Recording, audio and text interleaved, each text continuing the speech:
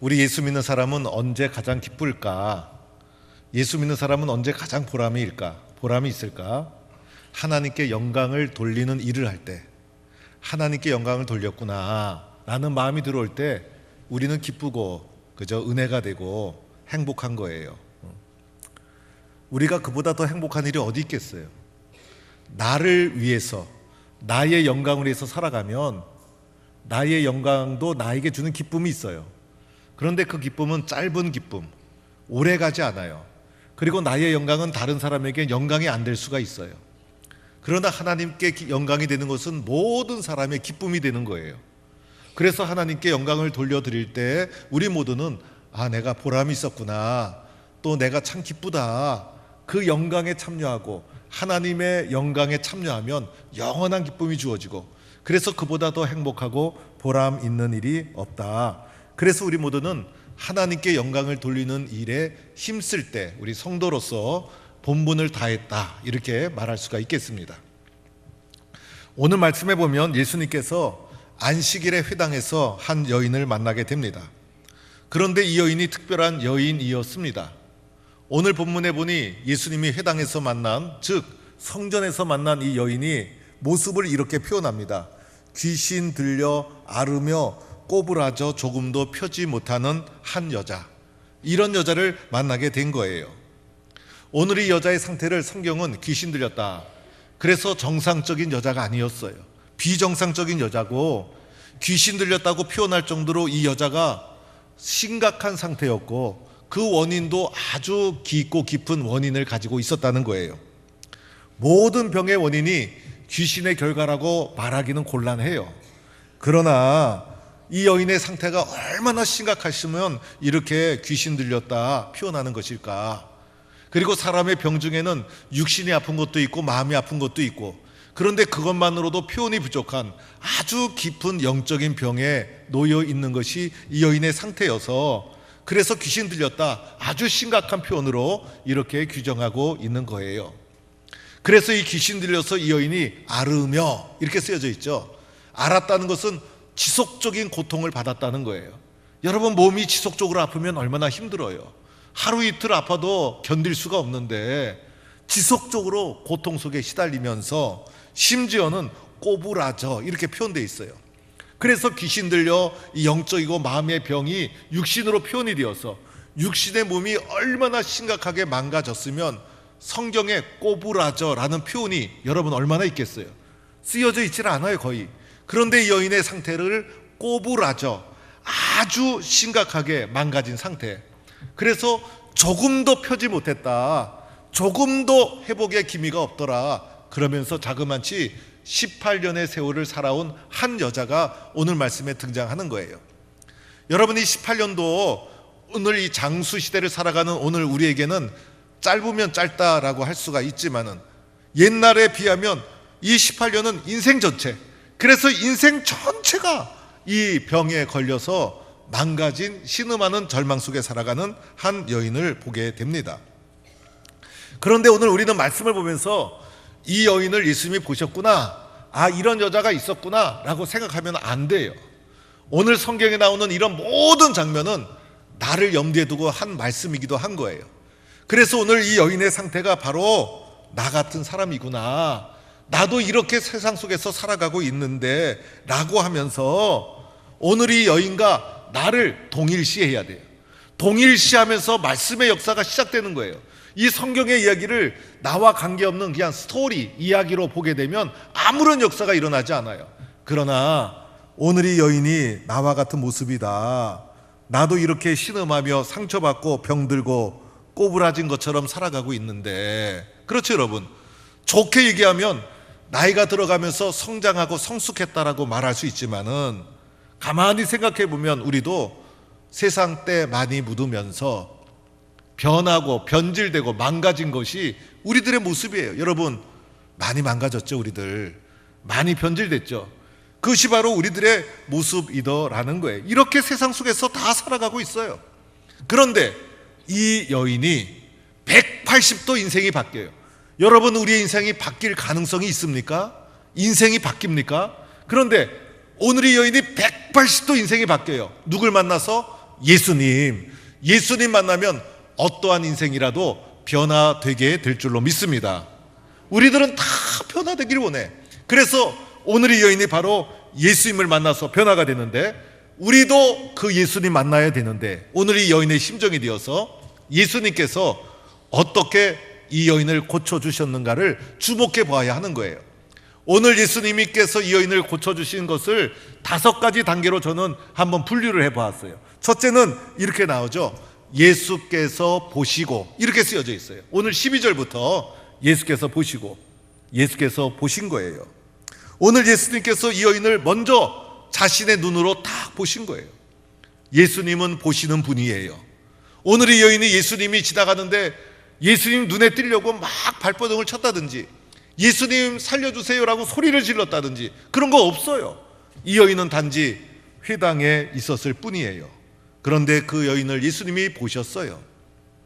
우리가 성전에 나와 있는데 오늘 이 말씀과 나를 동일시한다면 주님이 성전에 나와 있는 내 모습을 보시고 있다는 거예요.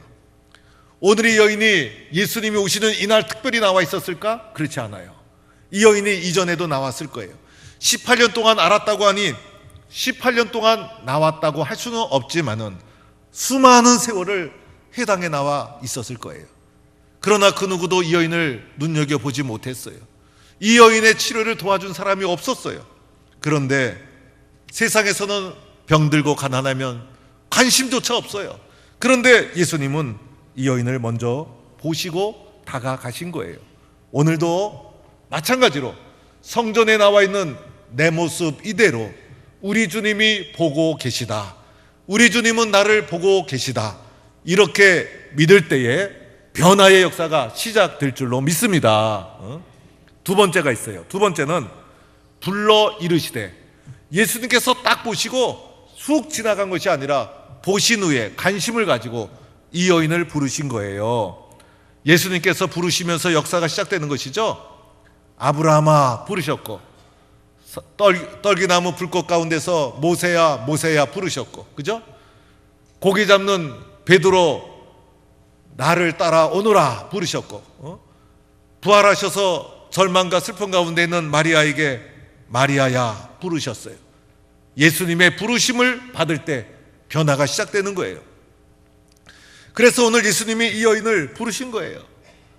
불러 이르시되, 오늘도 예수님께서 나를 불러주시고 있는 거예요. 나를 보시고 나에게 관심을 가지시고 예수님이 나를 부르고 있다. 예수님이 나를 부르고 있다. 내가 너를 지명하여 불렀나니 너는 내 것이라. 예수님이 나를 부르고 있다. 이렇게 믿을 때 변화가 시작되는 거예요. 그래서 우리들은 예수님이 나를 보시고 부르고 있다, 이렇게 마음속에 받아들여야 되는 거예요. 세 번째가 있어요.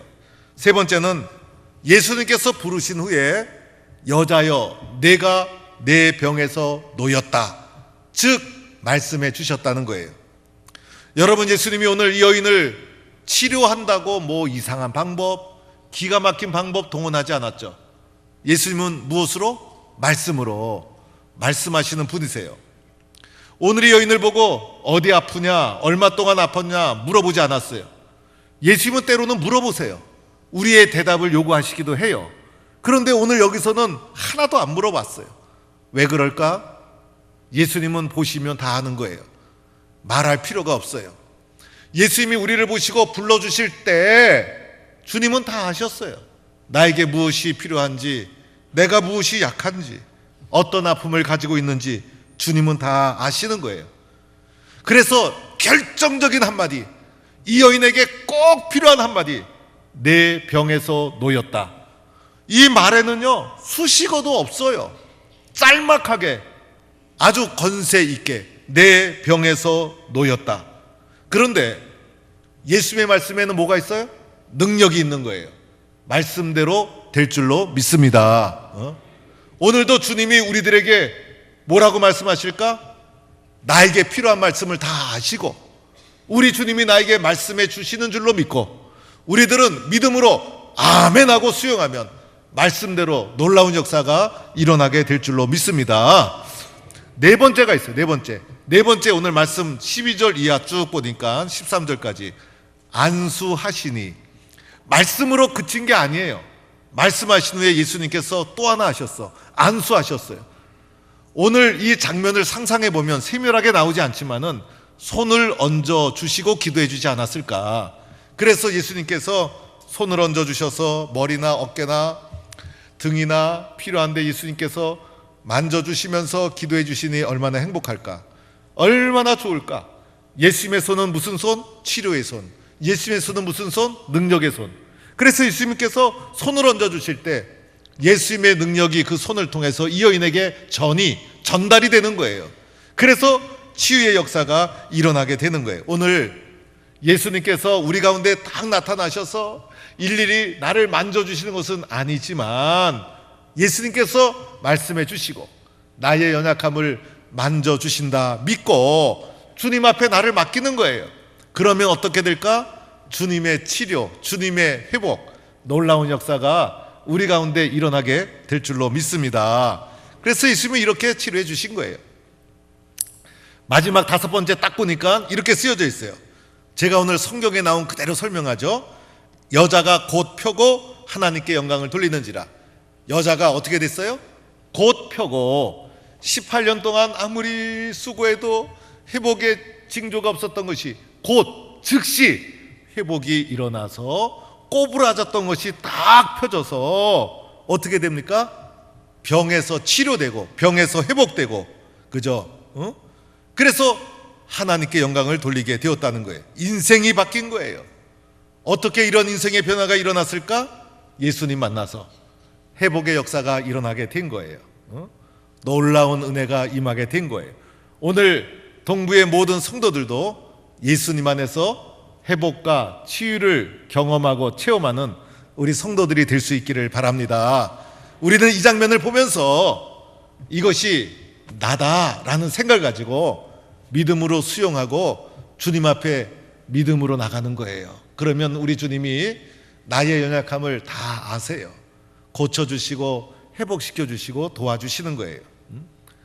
그래서 오늘 말씀을 통해서 예수님은 우리에게 예수님이 어떠한 분인가를 보여주고 있는 거예요. 예수님은 어떤 분? 치료해 주시는 분. 예수님은 어떤 분? 회복해 주시는 분. 상처와 아픔 없는 사람 있습니까? 무거운 짐이 없는 사람 있습니까? 다 무거운 짐이 있는 거예요. 나는 상처가 없어. 그 사람 상처 있어요. 나는 정상이야. 그 사람 때문에 다른 사람이 고통받아요.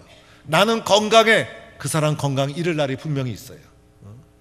우리는 다 무거운 죄의 짐 아래 살아가고 있는 존재.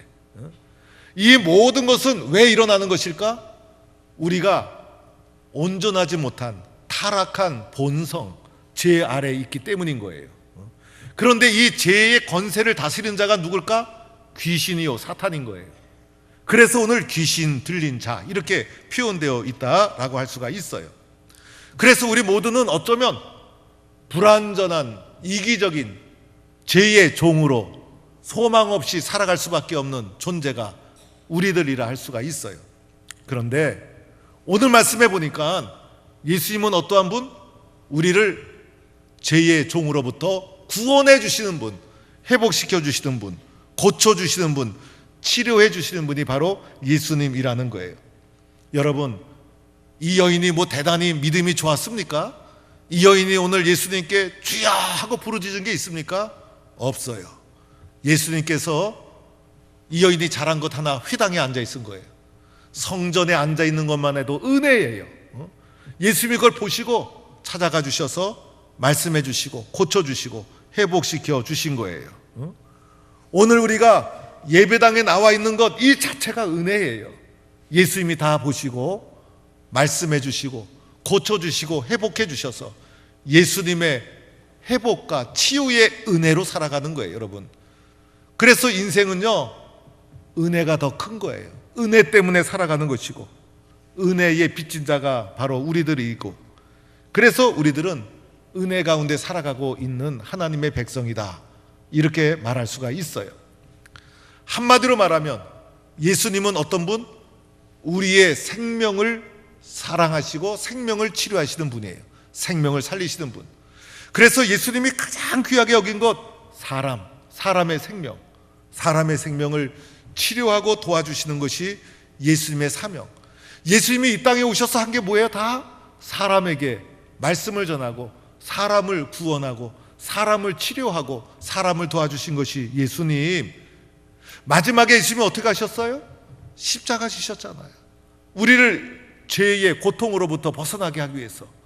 그래서 예수님은 사람을 구원하기 위해서 사람을 치료하신 것이 예수님이 하신 일이다 할 수가 있어요. 그래서 예수님은 생명을 살리시는 분. 이 생명을 살리는 예수님의 일이 어떻게 될까? 하나님께 영광이 된 거예요. 여러분, 사람의 생명과 영혼을 살리는 것만큼 영광스러운 일이 어디 있을까? 그래서 이것이 영광스러운 일이고 이것을 사람들이 기뻐하는 거예요. 이것이 가장 영광스러운 일. 주님이 바로 그 일을 하셨다라고 할 수가 있어요. 그런데 이렇게 영광스러운 일에도 뭐가 있을까? 반대하는 자가 있어요. 오늘도 보니까 안식일에 이 일을 행했다고 해서 누가? 회당장이 공격을 하잖아요. 예수님을 비판하잖아요. 당시에 안식일법은요, 종교, 정치, 사회를 지탱하는 가장 중요한 근본적인 법이 안식일법. 그래서 이 세상의 법과 율법과 문화와 종교로 사람을 옮아매는 거예요. 이 여인이 18년 동안 이렇게 병들어 고통받고 있었는데 이것을 고쳐줬는데도 뭐라고 합니까? 비판하고 공격하고. 그런데 오늘 비판하는 우리 회당장의 말을 보니까 합리적이야. 명분이 있어. 세상의 비판은요 다 명분이 있고 이유가 있어요. 사람들이 머리가 얼마나 좋아. 그래서 명분 있고 이유가 있고 근거가 있는, 왜 하필이면 오늘이냐, 왜 6일이 있는데 왜 하필이면 오늘이냐. 사실 이 여인이 죽어가는 병은 아니었어. 오래된 병이었지만은 명분이 있고 설득력이 있었어. 그걸 가지고 예수님을 공격을 하는 거예요. 그런데 예수님이 뭐라고 합니까? 외식하는 자여. 이들의 공격과 저항을 예수님은 다 물리치고 이 여인을 생명을 살리던 일을 중단하지 않습니다. 그러자 하나님께 영광이 되고 모든 사람이 기뻐했다는 것입니다. 오늘 우리는 주님 때문에 생명 살아났고 오늘도 주님이 하시는 가장 영광스러운 일, 생명을 살리는 일에 우리도 동참하는 거예요. 이렇게 살아가는 거예요. 그렇죠, 여러분? 우리 교회에서도 가장 중요한 건 뭘까? 사람의 생명, 사람의 영혼. 사람이 없으면 교회는 의미가 없어요. 교회는 사람이 많이 모여야 돼. 사람을 사랑하기 위해서.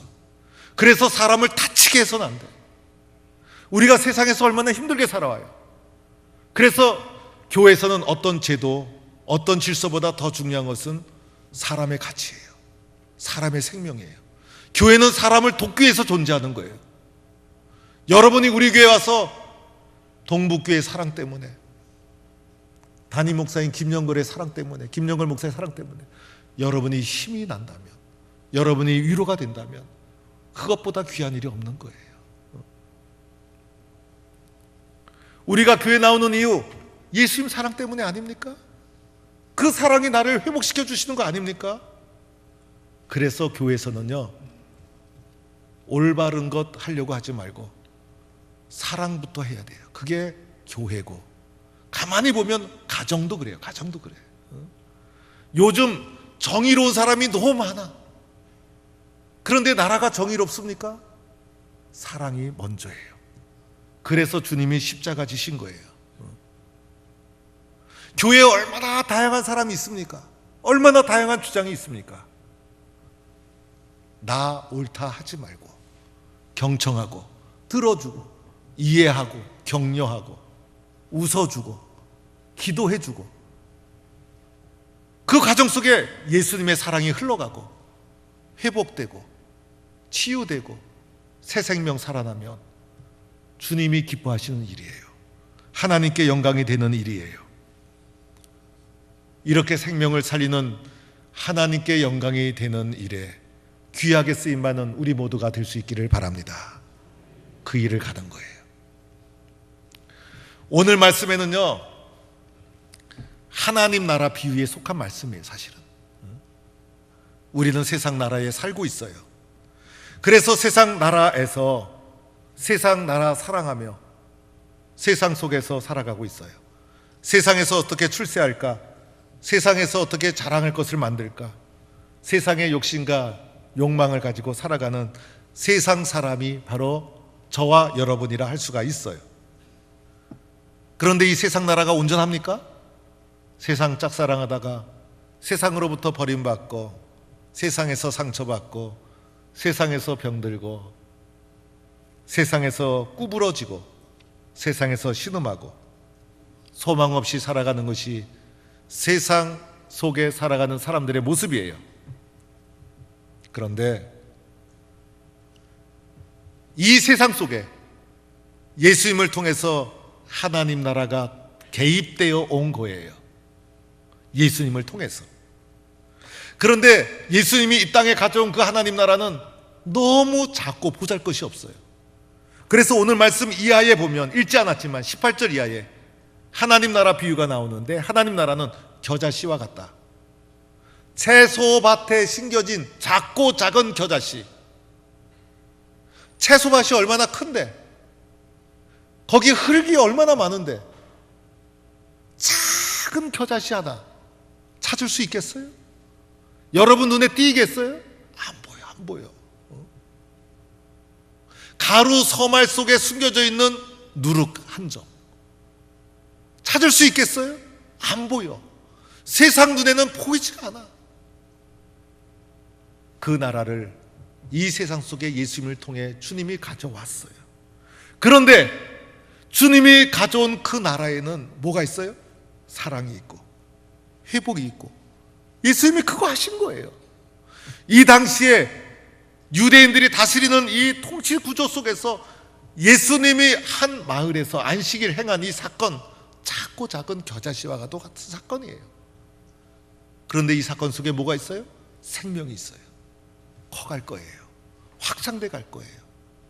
생명을 살리는 가장 소중한 일, 하나님 나라 백성으로 이 땅을 살아가는 거예요. 그렇죠, 여러분? 이보다 영광스러운 일이 어디 있을까? 이보다 더 큰 영광스러운 일이 어디 있을까? 세상 일에는 기쁨이 작지만 이 주님이 기뻐하신 일에는 한없는 기쁨이 있는 거예요. 오늘도 우리는요, 예수님 안에서 가장 영광스럽고 가장 기쁜 일, 생명을 살리며 살아가는 하나님 나라 백성으로 이 세상 속을 살아가는 거예요. 하나님이 기뻐하시는 일이에요. 하나님께 영광이 되는 일이에요. 오늘도 이 길을 믿음으로 담대히 걸어가는 하나님 나라 백성 다 될 수 있기를 주의 이름으로 간절히 축원합니다.